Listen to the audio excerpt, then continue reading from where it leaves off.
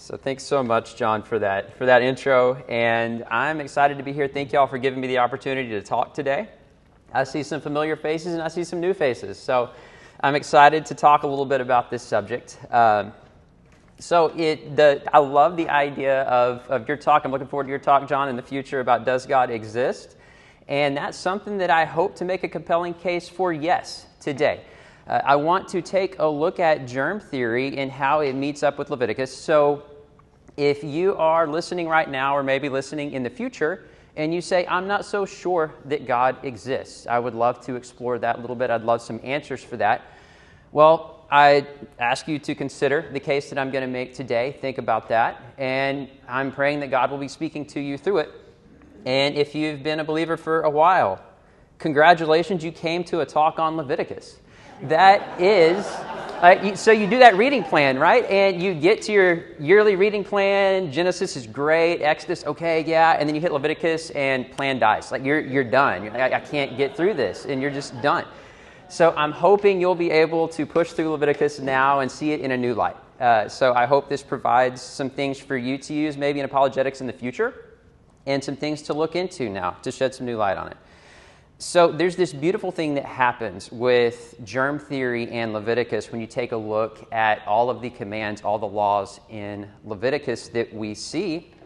And I want to make the argument that this is really a public health policy that's 3,000 years ahead of its time. We say germ theory brought this whole new age of thinking. We haven't seen anything like it before. Well, I beg to differ. I say we have. So I want to just start out and lay the foundation for germ theory here if it's something you're not familiar with, just so we can kind of orient ourselves for the rest of the talk. So science is based in observation. We make hypotheses. We draw conclusions. We put our hypotheses to the test to reach those conclusions. And this is all based on observation, things we observe, things we can test. Well, before 400 BC, there really wasn't any scientific basis for disease theory. Everything was rooted in the spiritual. So if you had a disease, you had an illness, something that was communicable, the idea was that you had offended a god. Maybe there needs to be a sacrifice made in some way there. Or it was a demonic attack and you would turn to spells, you would turn to rituals, you would turn to things like that to address a disease need. And it wasn't until about 400 BC that Hippocrates came up with the humoral theory. He advanced this theory saying that health is a balance of 4 body fluids. He spoke about blood, phlegm, yellow bile, and black bile. Those were his 4 fluids that he hypothesized. And disease really comes from this fluid imbalance. And so if you have imbalance of those fluids, this is where the disease comes from, was his theory. And this theory lasted for about 600 years until the miasma theory came about. The miasma theory said that disease comes from bad air. There wasn't necessarily anything in the air, it was just bad air. So if you associate that with something like decaying matter, there was this rationale that you avoid that because of the bad smells, the bad air, that could potentially make you sick. So we're getting closer to on the right track, but we're still not anywhere close to what we know today. It wasn't until about 1546 that the contagion theory came about. Now, this really didn't gain any traction because there's no way to test it at this point. But the idea was that invisible particles could transmit disease. Well, if they're invisible particles, we don't have microscopes yet. So it's really hard to test that theory. So it just never gained any traction at all. So it took this man, Antony van Leeuwenhoek, to discover and invent microscopes. He's credited with inventing microscopes. And he is credited to be the father of microbiology. This happened in the late 1600s. You see here on the right his image of this picture of the very first microscope that he used to observe bacteria, to observe microorganisms for the first time. Are we doing okay with the screen back there? It's not cutting out or anything?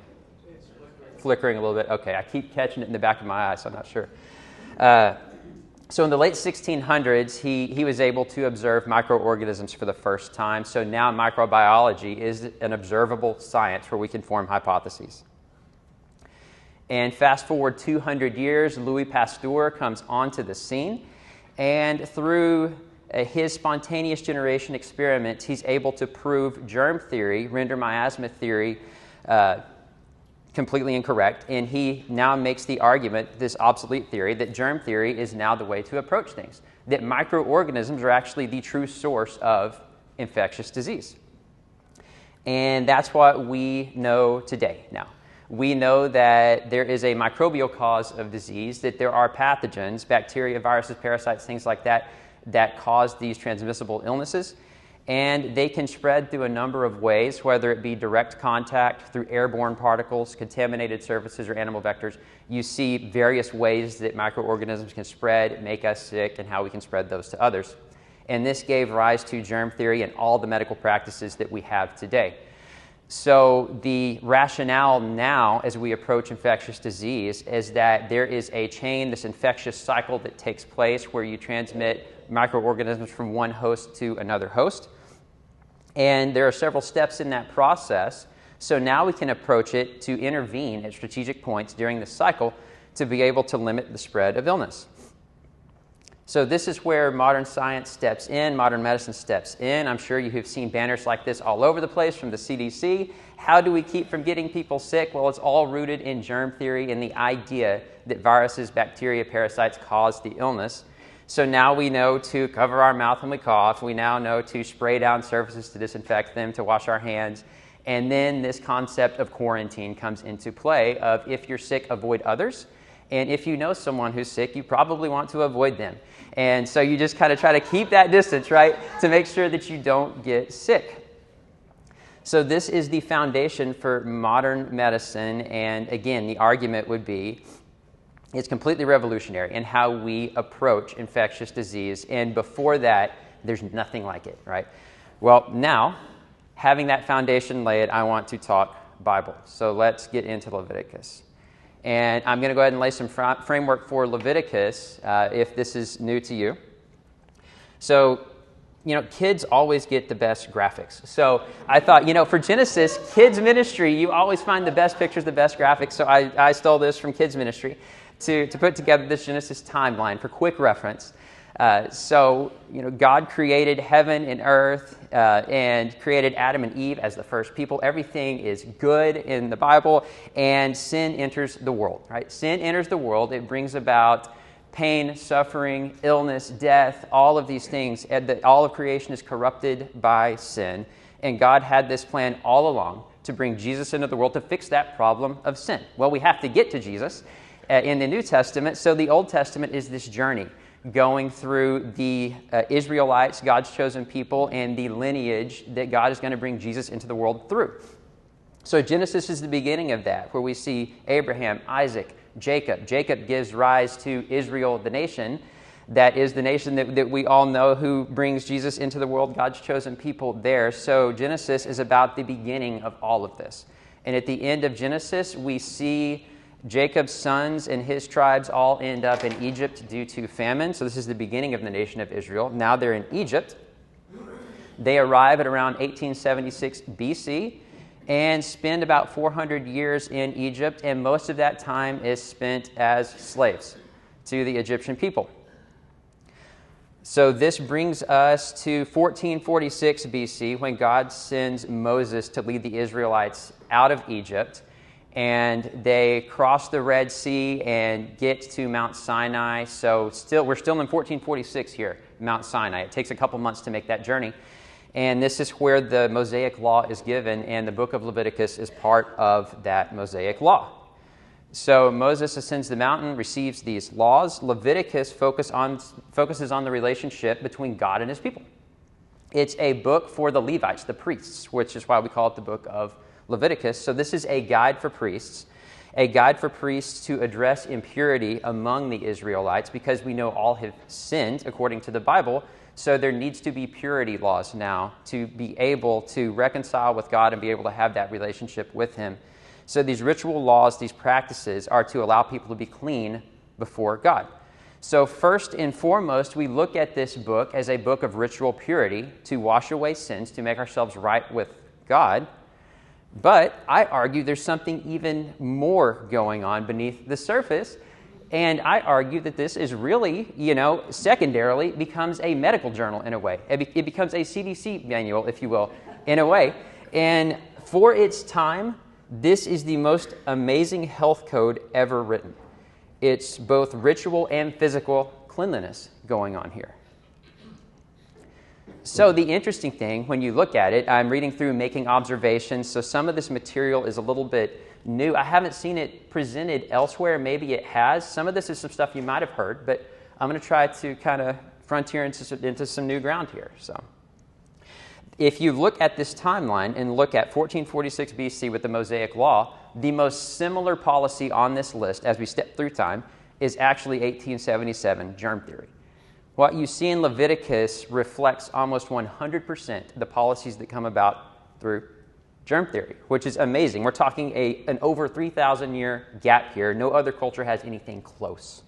So I want to look at this through public health practices and walk through Leviticus a little bit through the eyes of public health, where we have elements of surveillance and quarantine. You have environmental safety that we're all familiar with today, hygiene and sanitation, and my personal favorite, food safety. I'm going to love getting into that section. It's so fascinating what Leviticus presents us with.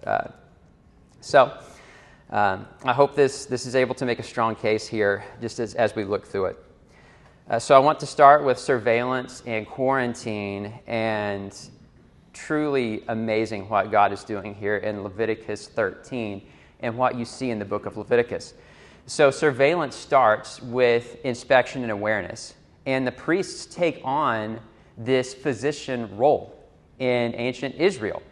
They have roles for examining a patient, roles for making a diagnosis, and then there's some actionable steps that go on in the form of a prescription after that. And I just want y'all to study this chart for a minute as I talk. If you look at modern medicine on the right and things that we would look at as physicians, what would indicate infection, what would indicate even a transmissible infection, and compare that, I give verses for Leviticus chapter 13 here, where the book refers to very specific things to spot infection, and it's a 100% match. It is incredible how accurate Leviticus is to identify infection. Absolutely phenomenal how close that is. So you see signs of inflammation, you see fluid-filled lesions, you see pain, you see open sores, raw skin, everything that a doctor would look at to say, yes, this is an infection, yes, this could be contagious. It's all there in Leviticus chapter 13, like a modern medical journal. Just truly amazing. So let's take that a step further now, and let's look at the quarantine practice. Let's say you do have an infection. The priest makes this examination. You have this abnormality, and it starts checking the boxes. So the priest inspects, and the chapter actually gives a flow chart here. So I wanted to map this out as a flow chart as I was reading through it so you could visualize it because, why not? I thought it would be good to just map this out for understanding. So the first question that's asked is this a deeper than skin abrasion? Is this something that's deeper than skin, this rash? If the answer is yes, the flow is the person is unclean. They need to isolate outside of camp and stay away from everybody until that's able to resolve. And if it's not deeper than skin, there's a very specific quarantine here, 7 days, a 7-day quarantine. So you have a 7-day isolation away from people, and then there's a re-inspection. This is unique to Israel. There's a re-inspection at the end of 7 days by that priest. And another question is asked, is the rash spreading? So spreading would be a good indicator that it is bacterial in nature or viral in nature, something that's going to spread and something that could be contagious. So if it's spreading, again, there's this flow of unclean, isolate outside of camp. We need to wait for this to resolve before you can re-enter society. If it's not spreading, if it's contained and it hasn't really changed in any way, you're able to go back into society, but there is another 7-day observation period happening. Again, something that you would do in modern medicine, this matches 100% what a doctor would tell you if you had a skin infection in some way. And again, due to modern science and our ability to study microorganisms, we know that most skin and soft tissue infections are going to resolve in 7 to 10 days. So it's no coincidence that this is 7 days, I don't believe. 7 days to isolate and then 7 days continued inspection. It matches perfectly with what we know about skin and soft tissue infections. So chapter 13, amazing guide on surveillance, quarantine, infectious disease, what would happen in that way. Now let's talk environmental safety. One of the big things with environmental safety is this concept of fomite transmission. Now you may be saying, what is fomite transmission? I haven't heard that word before. Fomite transmission is any surface that could be infected, anything that is not living that you could touch, come into contact with, and allow disease transmission to occur through that. So I'm going to put carcasses into this category for the sake of the flow of the talk here. But if you come into direct contact with a carcass, according to Leviticus 11, there's a procedure that you go through. Again, you have to have a knowledge of microbiology to give something like this. In order a command like this, you bathe, so complete body bath, rinse head to toe. You quarantine until evening. Now, bathing, obviously you're going to rinse microorganisms off of you. You're going to reduce the odds of transmitting an illness by doing that. But this quarantine until evening is a very interesting concept. As I was reading through and noticed this whole quarantine until evening concept, whenever you look in the world of virology or you look in the world of bacteriology, especially viruses, they are not stable outside of the host in most cases. So if you just have bacteria, viruses on your skin that could be transmissible, just due to the harsh environment outside of the human body, most of these pathogens aren't going to last longer than a few hours on your skin. So it's this redundancy of I'm rinsing, cleaning my hands of bacteria, viruses, whatever could be there, but now as an extra measure, we're going to quarantine until evening. That gives you the few hours to let any residual stuff die off before you enter back into public. So there's an amazing protection here against infectious disease that there's no way they could have known this. And if carcasses come into contact with containers or cooking surfaces, we see in chapter 11 as well, there's an additional command to destroy whatever container that was, to dispose of that material or that surface, just destroy it. Well, back then they didn't have the sealant technology that we do now for granite countertops and all that stuff, obviously. So everything's porous, right? Clay, porous. Countertops, things that they would have used as tabletops, very porous. So bacteria is going to get down into those pores and survive in those pores, and any water, any food, anything that you would ingest is going to slowly absorb that bacteria over time. Bacteria is going to leak out into your food, into your water supplies over time. So this is very specific commands to destroy those porous containers that could hold microorganisms that would lead to infection, that would lead to disease among the people. They read this as a ritual law, but there is an undertone of microbiology here going on. And last, we have homes infected with mold. This is highly intriguing to me. We do not see anything like this in any other culture worldwide until the 1900s. Nothing. So, if your home is infected with mold, the command is, again, think porous surfaces, the rocks being porous. You remove those rocks from the home. You replace those rocks with new rocks that are not infected. You replaster over it. You cover that surface. And there's an additional command here that the Bible gives. The priest comes and inspects in 7 days. So the priest comes and inspects. If the mold is coming back, you actually just demolish the whole house and you rebuild the whole house as a protection for the people. Nothing like that. The concept of mold as the source of infection is a foreign concept until the 1900s, completely foreign concept. But yet we see the Bible giving commands that would protect against something like that. And textiles, if we have leprous garments, again, we're going to hop to Leviticus chapter 13 here to bring this into environmental policy. There's a very similar flow chart going on, where if you have a textile that has been in contact with someone who is leprous in some way, who had a skin disease in some way, you isolate that textile for 7 days. The priest does this. And then he goes back and he checks, is that growth spreading on that textile? If it's yes, then you burn it, you get rid of it. If no, then you wash it, you isolate it for another 7 days, giving everything time to die off or the infection to go away. And then you check to see if it's clean and free of infection. If it's free of infection, it's safe to be worn again. If it's not clean, you burn it. Again, having something that was contaminated with an infectious disease and you're able to put that back on, wear it, and move forward shows an amazing knowledge of microbiology. There's really no other way you could explain something like that. Other cultures would have just been done with that garment. So let's look at hygiene and sanitation now.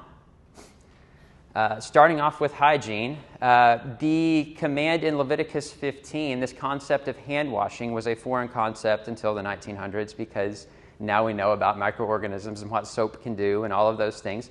So the command, if you come into contact with someone who has an infection, is to bathe and to also wash your clothes and quarantine until evening. So we see this theme come back of removing infectious diseases from yourself, waiting the required time to let those infectious diseases die off, and then entering back into society. So the concept of hand washing and body washing whenever you come into contact with someone who has an infection. Again, foreign concept until germ theory came about. And I'm going to hop outside of Leviticus for just a second with sanitation, with human waste. And in Deuteronomy, we see a command given to the Israelites: if you need to do your business, go outside a camp and take a shovel with you, right? So it's this concept of getting human waste outside of the camp, outside of the population, burying it, keeping it safe from the water supply, right? You bury it, you try to protect it from water supply, you try to protect it from other people coming across it. This is something relatively recent in science that we know to do. In fact, cholera is still a problem today. In many countries, we have a cholera issue. Much of this cholera comes from human waste, human feces, things like that get into the water supply. It comes from carcasses in the water supply, and it also comes from stagnant water.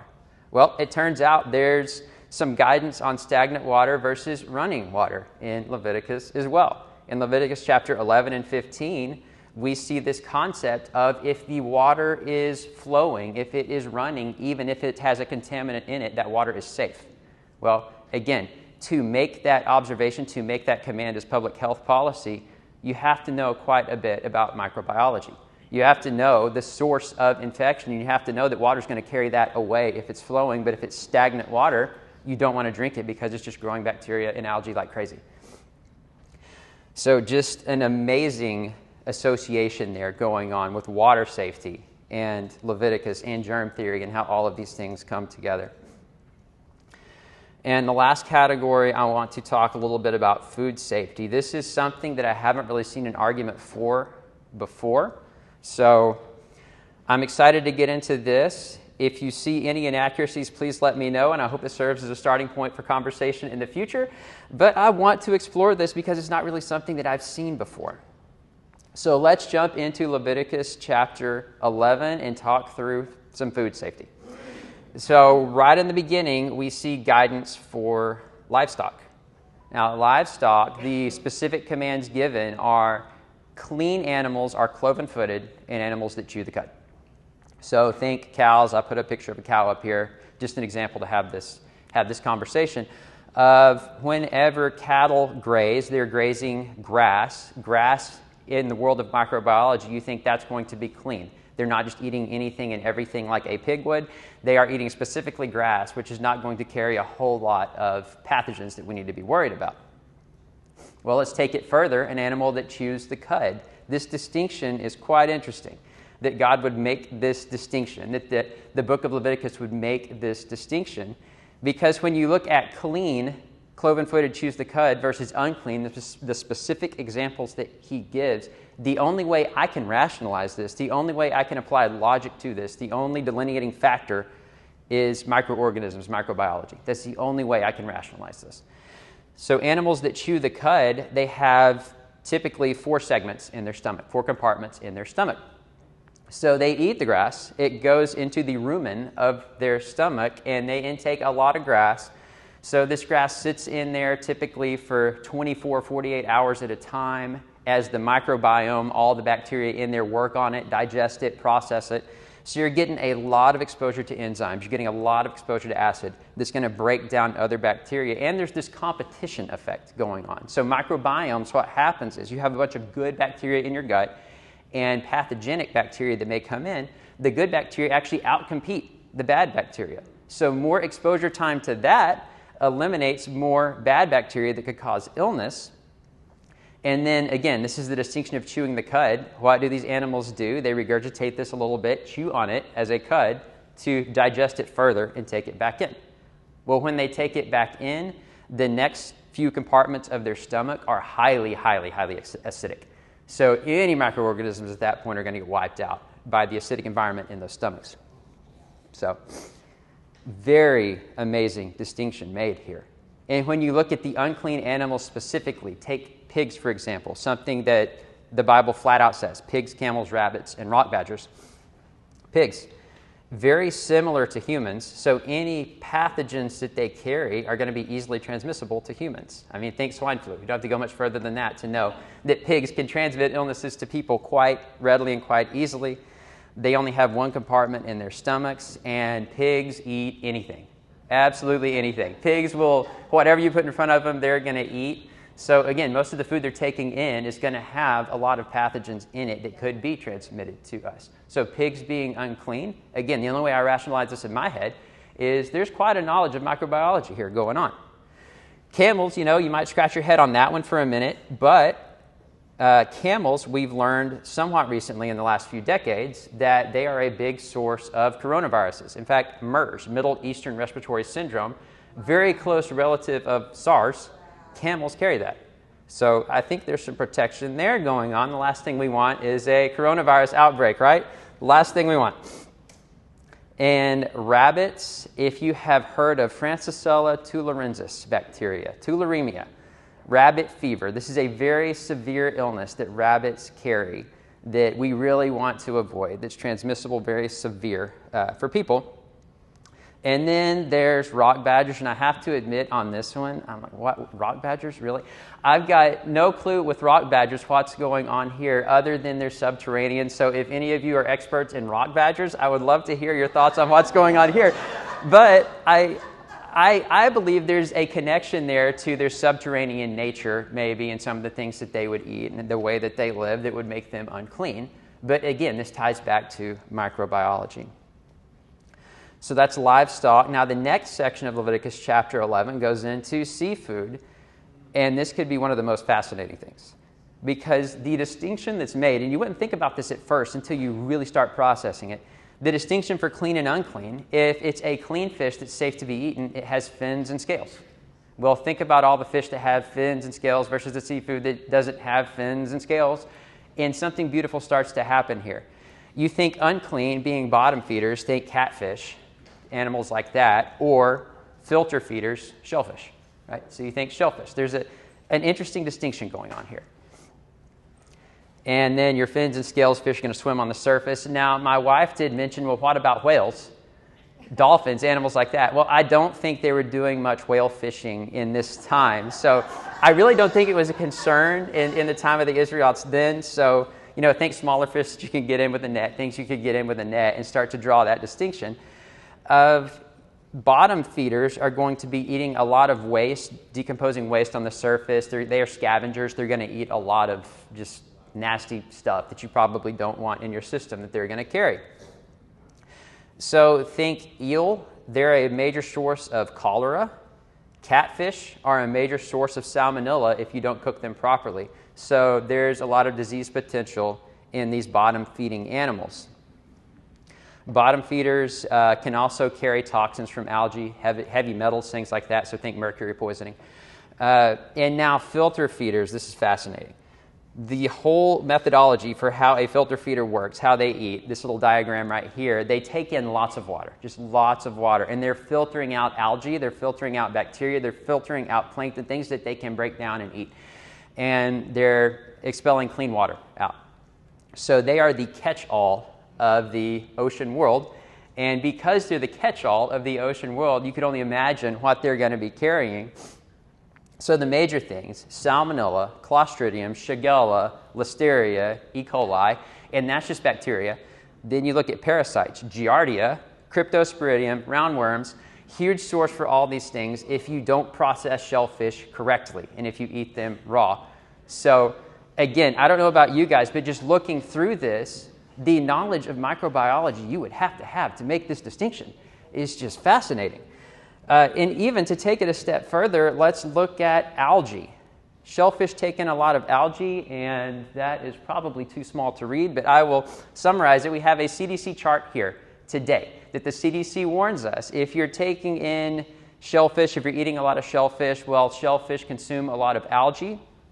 Algae have a lot of toxins that are very bad for us, that cause gastrointestinal issues, and they're even lethal in some cases. So this toxin can be lethal to us in some cases.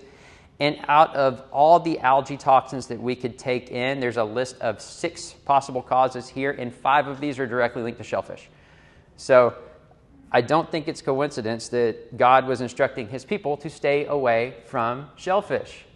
Again, the ties are ritual purity, but also to physical purity of not getting sick. I see that connection here. And now let's talk flying animals. Who would want to eat this guy? Who would want to eat this guy? So let's talk flying animals a little bit, and I say flying animals specifically and not birds because bats make their way onto this list. So I think flying animals is the correct distinction here. But the list is given as things that are unclean. So this is verses 13 through 18. Whenever you look at things that are directly linked to unclean, you see scavengers, you see predators, and you see bats on the list. Now, scavengers, I don't feel like I need to say a whole lot. They just eat everything dead and decaying. This is just what they do. And salmonella and clostridium are the big threats here. Predators.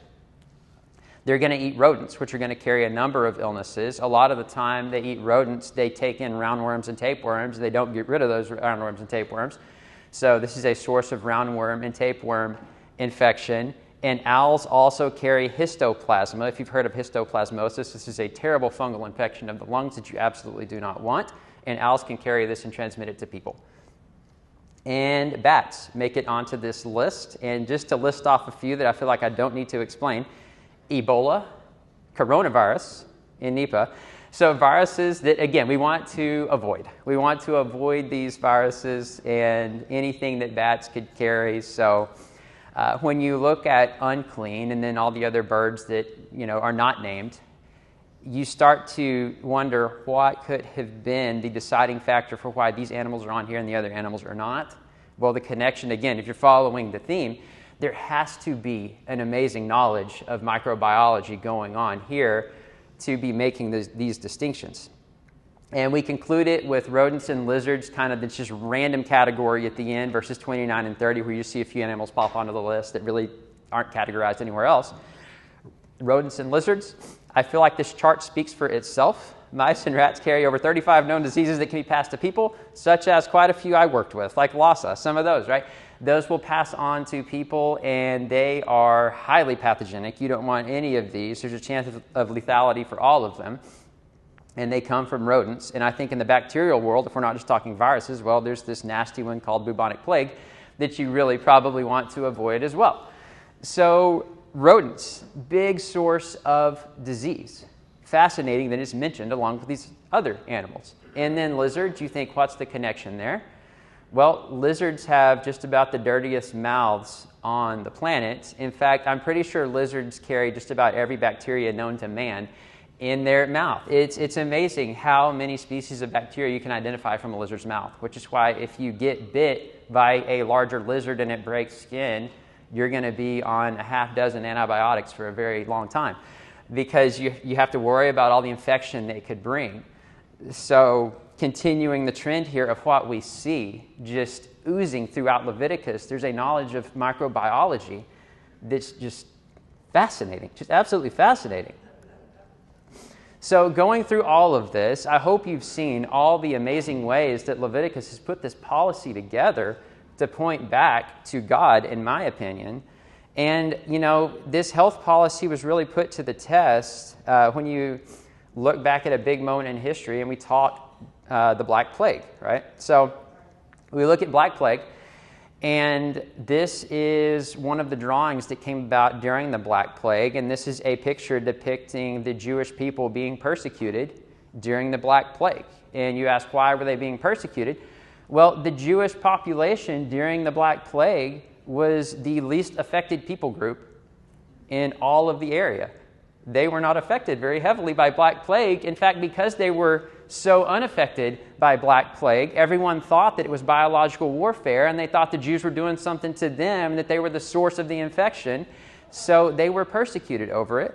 Well, it turns out the health code that they were following from Leviticus was so precise to modern medicine that they were not exposing themselves to Black Plague because they were doing all the hand washing and quarantine and isolation that we would do today to avoid something like that. And this is back in the 1300s. So persecution is going on wrongfully because their health code policy is so amazing, and they're following it as a ritual law and not a health code law, but because they're doing it, they're getting the benefits of health code by doing it. So that is a testament to how solid these health code laws were in Leviticus. It's truly amazing. So this is where the apologetics come in. We've made our case for the knowledge of microbiology going on. We've made our case for how amazing the book of Leviticus is, right?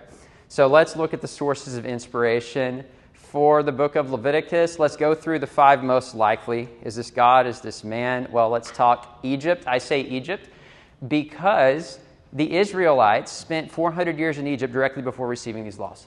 So the main influence would have been the Egyptian people. You point to other surrounding cultures, potentially. Inductive reasoning, were they just very scientifically intelligent? Let's just acknowledge blind luck. Just for the sake of argument, let's acknowledge blind luck. And then God. So let's go through these. Ancient Egyptian medical practices we actually know quite a bit about because we can find documents that we can look through and see what the Egyptians truly believed and what they truly practiced. The Edwin Smith Papyrus is one of the most famous, and we see that the Egyptians actually did have quite the advanced medical culture. They did. They had this papyrus that goes through medical case histories. They move through organ by organ, starting with the head, moving all the way down to the toes. They look at every organ, and they have diagnosis, treatment, prognosis, you name it. But the interesting thing about this is this deals primarily with injuries and surgical procedures. So again, it's a science of observation. Medicine comes through observation. So you can observe what you can see, and you can test what you can see, and you can treat what you can see. So most of the things that they deal with in this document are things like broken bones, lacerations, things like that they can observe and treat. This document is completely absent of anything infectious disease. It's absent of anything related to public health, quarantine, disease treatment along those lines. Now, the Ebers Papyrus gives us a little bit on that.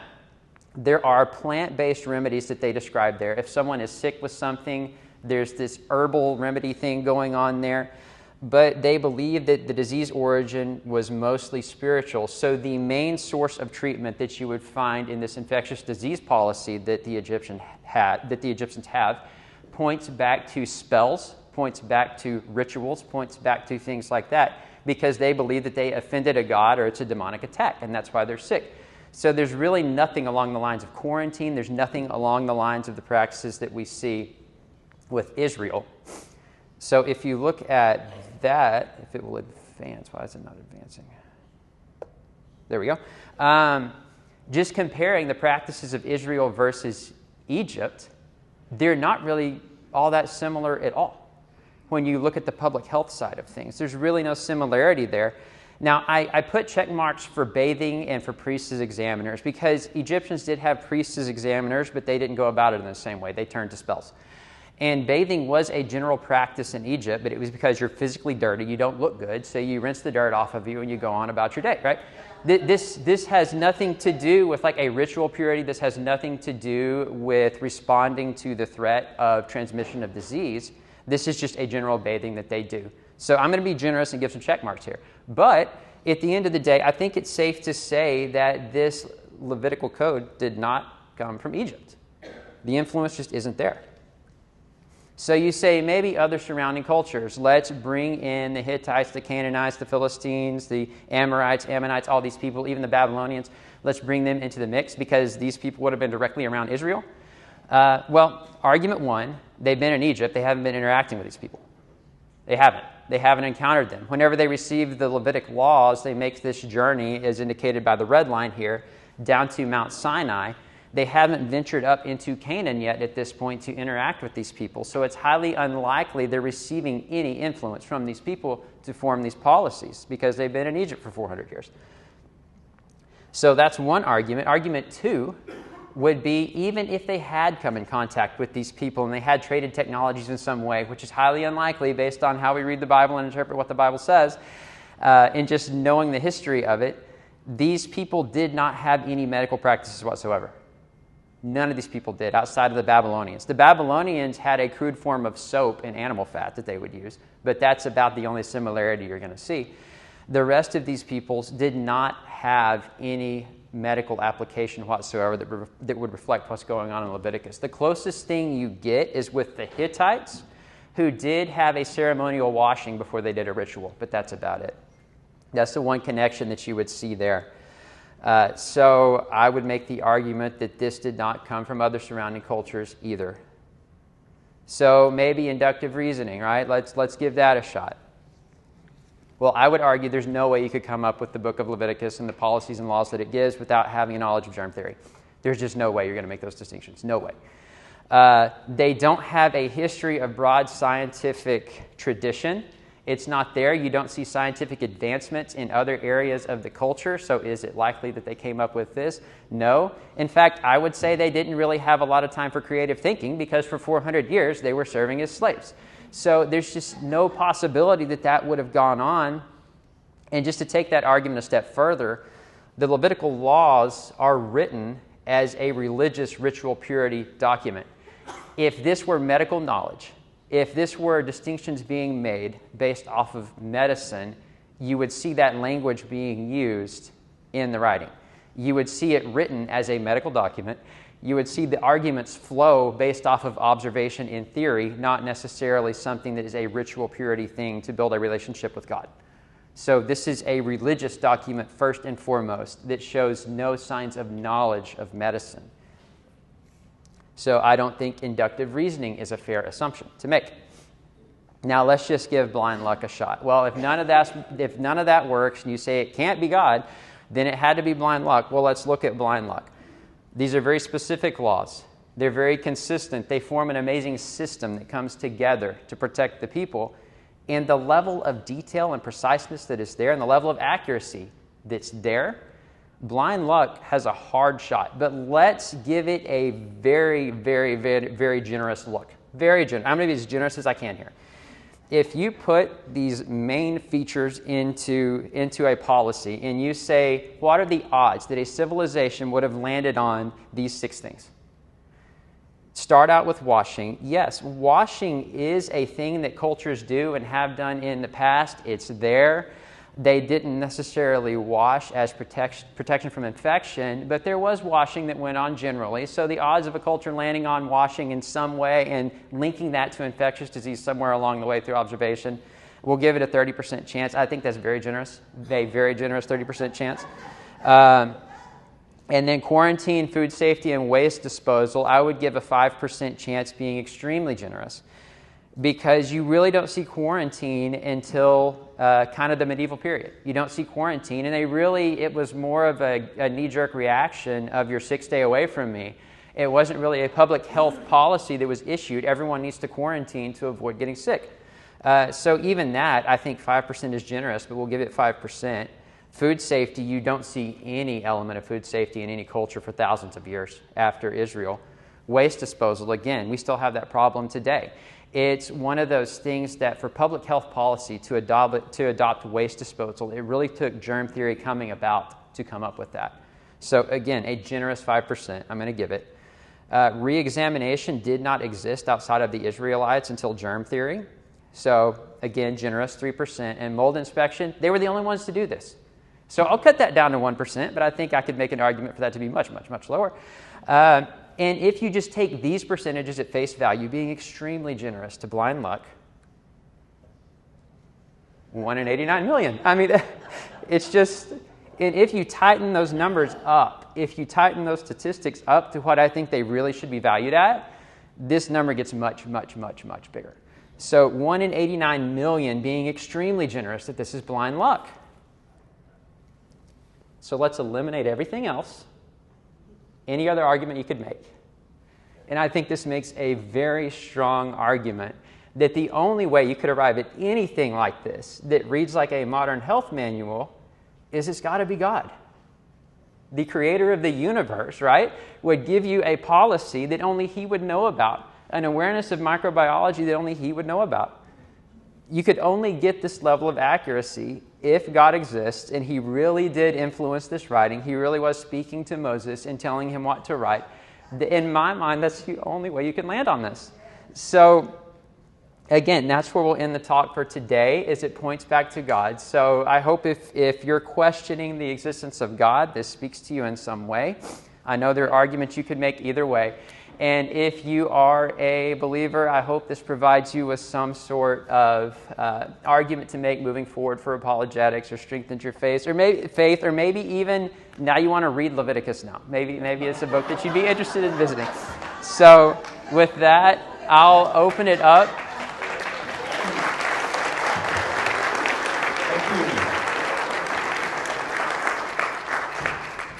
I had high hopes for this. You blew it out of the water. That was great. I really enjoyed that. It was fantastic. So we're going to go to Q&A real quick. I have a microphone, and LD also has a microphone over there. So if you have a question, be sure to raise your hand, and we will bring a microphone to you. Before we do, 2 rules of Q&A. First rule is, please ask a question. Okay, sometimes we get people who go on and on and on, and they want to tell you how much they know about the subject, and we're all waiting for that question. No question, okay? If you need to set up your question with a little bit of commentary so we understand it, then that's fine, but please keep it to a minimum. Other people are going to have questions. We want to try and get to as many as we can, so please don't be that guy, okay? Second rule, I'm the president, I get to ask the first question, okay? So, the Mosaic Law, Paul says, was nailed to the cross, right? So the Mosaic Law is a part of the Old Covenant. We're now living under the New Covenant, okay? Which means I get to enjoy lobster. Yeah. That's what it says. Yeah. Okay? What from the old Mosaic Law, the Levitical codes, would you say are things that we still should be adhering to or paying attention to, if you would? You understand the question? So to clarify, are we talking things straight out of Leviticus, or just the general law? I mean, like, we expand it way out, even to the others. I'm talking specifically the Levitical codes that you were talking about today. Well, I mean, the ones that we should follow, I think, have been clearly defined by science now, right? So if you look at the health code, we have a lot more transparency on these things today than they did back then. If you think about, they didn't have the ability to cook their food all the time. They didn't have the ability to do all these things to keep themselves safe. These are general guidelines. If you're just eating whatever you can find, this is going to keep you very safe.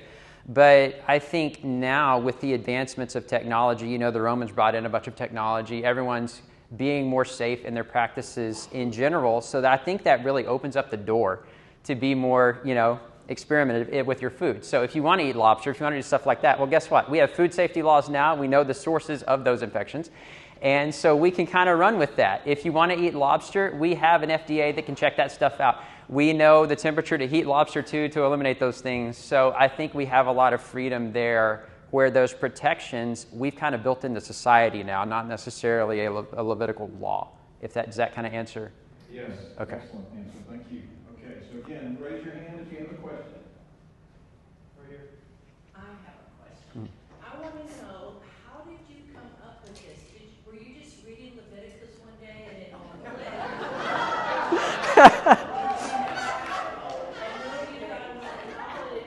Yeah. How did it all come together?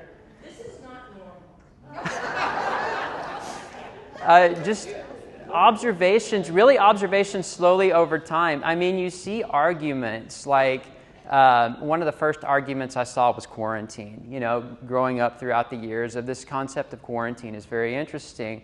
So in reading through Leviticus, I watched for that and noticed it. And then there's water safety elements that I would see over the years. And I just started thinking, if that's the case, then I wonder what other things God has put into this that we could look at and say, wow, there's a lot of knowledge there about medicine going on. And the more I read, the more I started to notice certain things. And once you open that can of worms, I just enjoyed learning. So then I went down that rabbit hole of let's figure this out. And the more I looked, the more I saw. And it just kind of formed this system of, wow, it's just oozing with microbiology. Everything you look at, all the laws, everything you look at, you can point back to microbiology for all of it. So yeah, it's just over the years noticing it, and then really over the last several months, as I was kind of praying through what to do for this talk, God was revealing more things to me, and just kind of kept weaving them into the talk, and it just kind of landed where it's at. Yes, great presentation. So my question is, when, let's say, Paul goes to Ephesus, things like that, he goes to the Gentile world, right? Mm-hmm. So now he's entering an area that they're not abiding by these Levitical laws. Mm-hmm. Do we have any concept of, was there, I mean, obviously Judaizers were trying to make people conform to Mosaic law that shut down on a theological basis, but what about the practical application of the sanitation aspect? Did any of these things make it into new Christianity in the 2nd, 3rd, 4th century and into the Romans? I don't know. Yeah, no, that's a very interesting question. Yeah, so this is where I would point back to the Jews didn't even understand why they were doing it, and I think really if to form this system of public health and to make these practices routine for everybody, Gentiles included, there would have to be a scientific knowledge for why they were beneficial. You'd have to have a mechanistic understanding. And that mechanistic understanding didn't come about until the late 1800s, thanks to Louis Pasteur. So really, it's just a Jewish law thing. And if, just kind of extrapolating, I don't know, I'll speculate a bit here. If I were Paul and I am addressing the Gentiles, my main focus is the gospel and the elements of the gospel, and really Jewish law isn't meant to be applied in every area anymore. It's more common grace through the gospel, faith through the gospel. So unless there were scientific arguments to make that this actually is a great health code policy, it probably wouldn't have come up, honestly, which is why you don't see this influence in other cultures adopting those Jewish practices. This is where God is just so amazing, I think, where here we are in the 19th, 20th, 21st century, and he's still revealing things to us that are just flat out amazing. And now we could go back and apply those. But back then, in Paul's time, they didn't understand why they were doing what they were doing, but God did. So. I want to know more about mold. I just Mm-hmm. read Leviticus. Mm-hmm. And mold was a big deal, and I'm seeing mold all over, like black mold. Mm-hmm. How dangerous is mold, and how do we deal with it? That's, maybe someone else can expand on this a bit, but obviously, so mold is going to pose a health risk, systemic health risk, a health risk to your lungs, and, it can cause some pretty severe illness. And there aren't a lot of things that are going to kill it aggressively. I mean, you have ththings like quaternary ammonia, you have bleach, you have things like that are known disinfectants that you want to get rid, you use to get rid of it. But, you talk to anyone who treats mold these days and they say, yeah, get it out of your house as soon as you can. We're going to treat this very aggressively because it is such a public health risk. It's not transmissible, but if you are around the environmental exposure to it, that's where you're going to catch it. There's not really a person-to-person transmission, but there is an environmental fomite transmission there. So, again, foreign concept to anybody till the 1900s. Mm-hmm. Okay, Tyler, thank you. The question is, backing off as the 21st century and general biological societies and the people that are involved with it, how can they not see, or what better way to ask you, what are they basing this development on? One more time, I missed the last part of that. What do they rely on in the genesis of their understanding if they don't rely on God? This, again, great question. And I think if you're determined, you can rationalize anything. You can create an argument for anything if you're determined to make that argument, which is why apologetics can be so tough. is because if I really wanted to, I can find a pathway somewhere that points away from God if I'm determined to. And I can weave together an argument that would. And I think the trap that we can fall into in the science world is develop such an infatuation for that scientific discovery and explaining everything through natural means that we start to go down these rabbit holes of I'm going to justify a way that this could have all happened without any influence whatsoever of the divine, of God, of anything like that. And you can come up with some pretty compelling arguments that are easy for people to fall into. So I think that's the best way I would think of to answer that. Is talking about Pasteur and the other guy, the father of microbiology, do you know if they were religious people, and if they saw possibly any relationship between their theories and Leviticus? That is something I would have to go look up. I'm actually not sure what their religious stances were.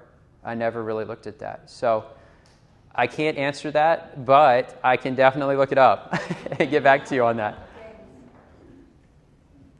Thank you, Pastor Manning. Is this on? Maybe no, it's not. There it is. Okay.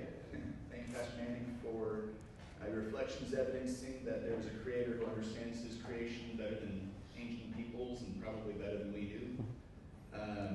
John 5:39, Jesus tells Jews that are bristling at his claim of equality with God, you search the scriptures because you think that in them you have eternal life, and it is they that bear witness about me.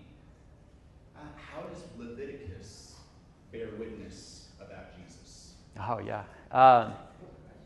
It all points back to, let's take it for the purpose of the book initially. It's a religious document first and foremost, a purity letter, a purity document first and foremost. The whole idea behind Leviticus is reestablishing that right relationship with God. It's reestablishing that, yes, we have to acknowledge that we're all sinners and we have messed that up and we cannot be in relationship with God. So as the placeholder until Jesus comes, there is that sacrificial system, there's the purity, the washing system in place to reestablish those temporary connections with God, to make that placeholder sacrifice for sin, right?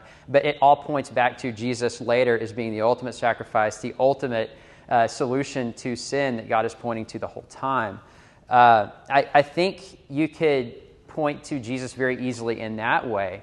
But then you also have the apologetics argument of, when you really look at this, God is revealing something else to us in that there's no other way this book could have been written in the way that it was if God didn't exist. It's proof that he does, in my opinion. And if he does, and this is true, then you start looking at the truth of everywhere else in Scripture, and you say, well, if this is true, then everything else seems to be lining up as well. So as you work your way through the Old Testament, as it leads to Jesus, you see how all of this is leading to God's plan the whole time of sending Jesus, of being that Savior. It's just further validation that God's 100% correct, and we're still learning. We're in the passenger seat learning the whole time and finding these new things to point back to his ultimate truth, which is rooted in Jesus. Hey, Tyler, thanks very much. So a couple of questions, and I think they're related. Is there any extra biblical evidence from 15th century BC when the law was given that other cultures who did not have these practices suffered health issues as a consequence of that? And then second, between that and Peter's vision of the sheep, did some of these practices become more common in the culture so that by the time Peter gets told he can have lobster like John wants, things are more, we're in a better position to not die of it quite so quickly? Yeah, to answer that last question first, I think that we had gotten to a point where you are seeing better food preparation practices, and just through, general washing practices, things have improved a little bit. Yes. And as far as the other cultures being brought into it, we don't really know a whole lot about those other cultures. There's not a whole lot of documentation and evidence of the incidence of disease. I mean, you can look at fossil records and see all the microorganisms there. You can see evidence that the microorganisms were there. So the assumption would be that they're suffering from these same things. But there's not any written evidence that I'm aware of that would point back to that extensively.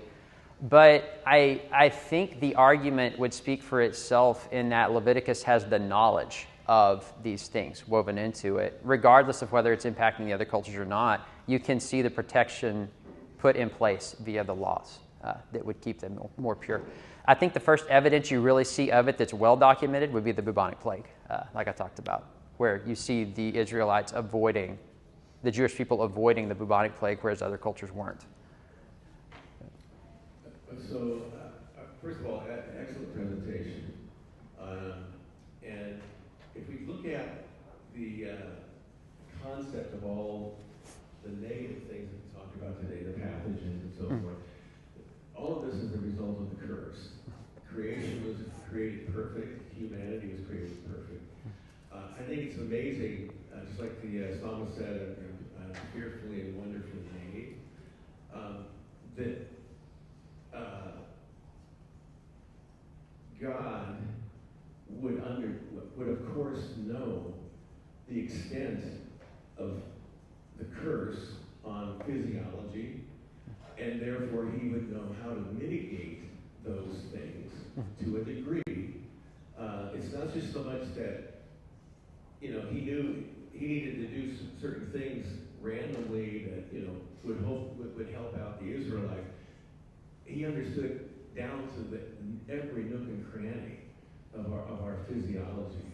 So the curse that was given, which ultimately results in the death of all living things, that animals die, humanity, we all die at some point.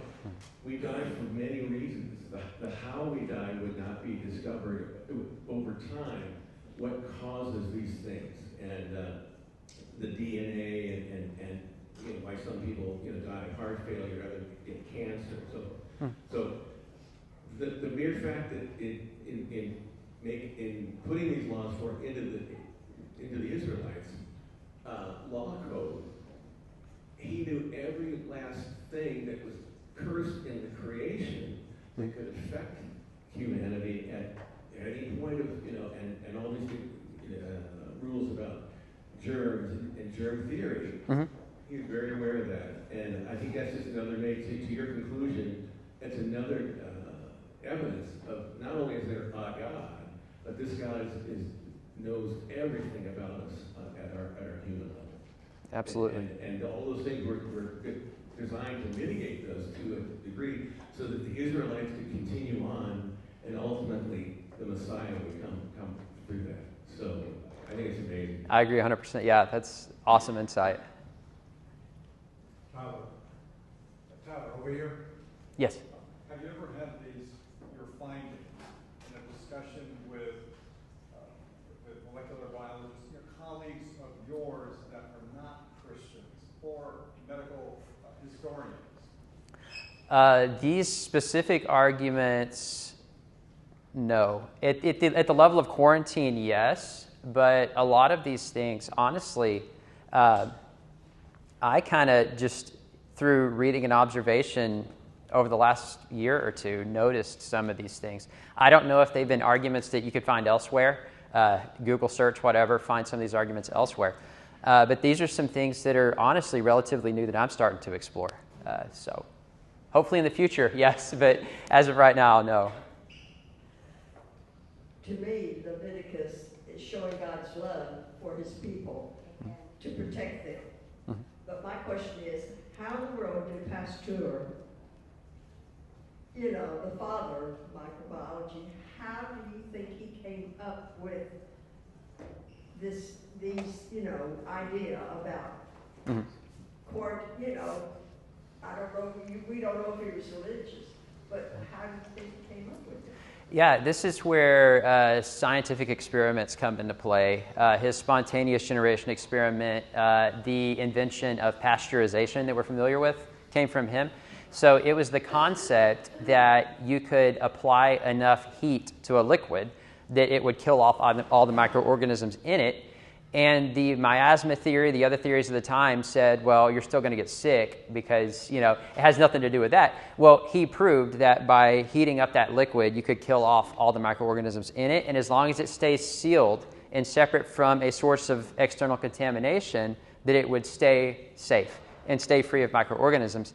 So at that point, the natural conclusion to be drawn scientifically was that microorganisms really are the source of infection. So God allowed science to come to a point where we could make that discovery, I would argue, but it was rooted in scientific discovery in that way. Dr. Manning, if I had you for biology, I would have done that. My question is, as Christians, as we're going into cultures that don't have these practices, and we're sharing Jesus' love with them, how receptive do you think, because I know you've been on some mission trips, how receptive are they to changing well-ingrained practices that would be beneficial to their health because they don't already have the background knowledge, that we have, that God loves and that God wants the best for them? How are we reaching out with that? Yeah, I think it can be integrated in some cases with sensitivity. Bottom line, you have to respect those cultural differences, and you have to learn to speak their language. You have to learn to communicate culturally with them and respect those boundaries.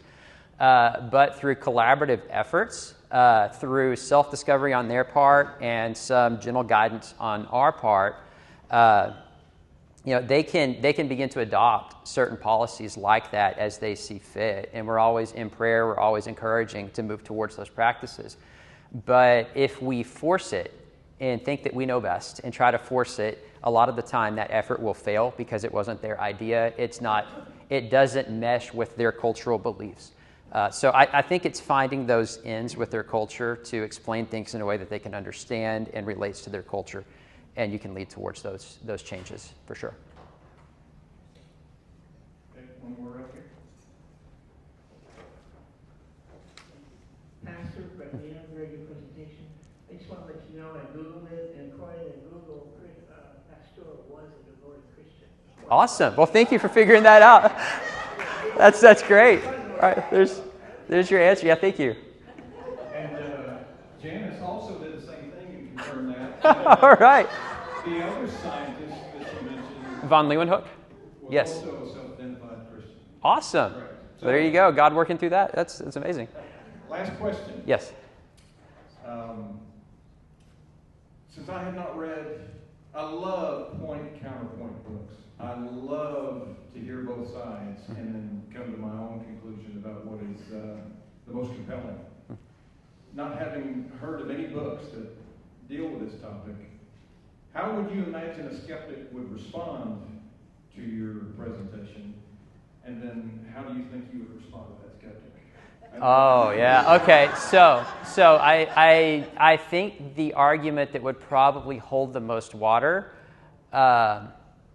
goes back to there's not a lot of documentation for other cultures at that time. So if you say there's an absence in documentation, we know the Egyptians well, we can find evidence of that. We know the Babylonians well, we can find evidence of that because they have a lot of writings that explain what they believe. But you start looking at the other surrounding cultures worldwide. I mean, you take the Maya, the Inca, the Aztec, you start looking worldwide at all these other cultures that existed at that time. The argument could be, well, policies like this could have existed. We just don't know about them because they weren't documented. I think that would be a compelling argument to make. The counterpoint to that argument that I would make would be, yeah, if we follow that rabbit hole and say, okay, another culture had come up with something like this, it would have been rooted in scientific discovery. If it's rooted in scientific discovery, that would have led into other cultures, and you would have seen that scientific discovery passed on in a way that over time more and more cultures would have adopted those practices because it's rooted in observation and science. So I would imagine we would arrive at germ theory and we would arrive at public health policies much sooner than 1900 if that were the case. And that's the argument I would make. Excellent. Sounds like you win. Thank you very much.